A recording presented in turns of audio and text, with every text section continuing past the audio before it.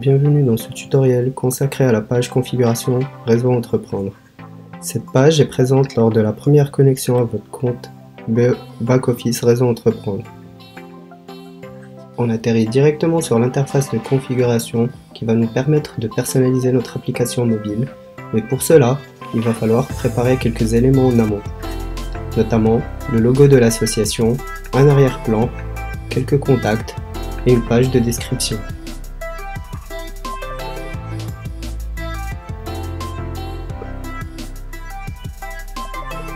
Ces éléments-là doivent respecter quelques critères.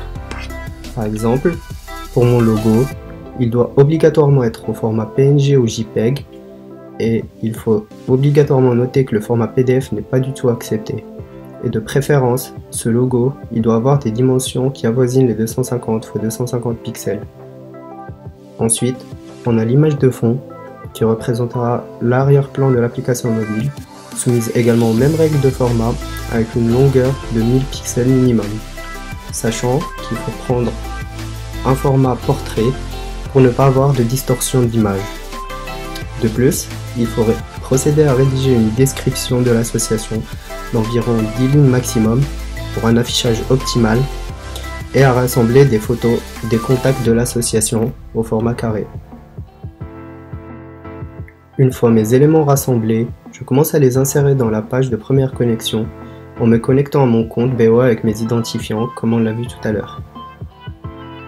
On passe ensuite à l'étape de présentation de l'équipe de l'association. C'est une page qui regroupe l'ensemble des permanents de l'association. Avant tout, on prépare les éléments et les pièces dont on va en avoir besoin, et notamment les informations du permanent ainsi qu'une photo de taille carrée, donc de 150 par 150 pixels de préférence. On procède ensuite au remplissage du formulaire. Donc les éléments classiques, en plus d'une fonctionnalité qui est le rang d'affichage dans l'application.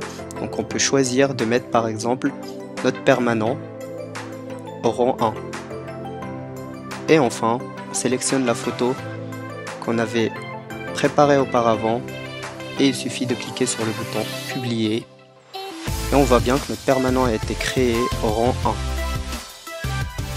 1. Et enfin, la dernière étape de la configuration, les cases News National et Web Service, deux fonctionnalités qui actuellement sont activées par défaut. Les News Nationales permettent d'accéder aux actualités nationales, donc qui concernent toutes les associations du territoire. Et le Web Service qui est mis en place afin de synchroniser les données de la plateforme avec celles de Sigma de façon quotidienne, et donc chaque jour à 1 h du matin.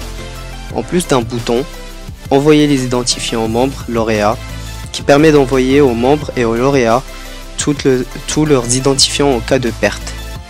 Merci pour votre attention et à bientôt pour d'autres tutoriels.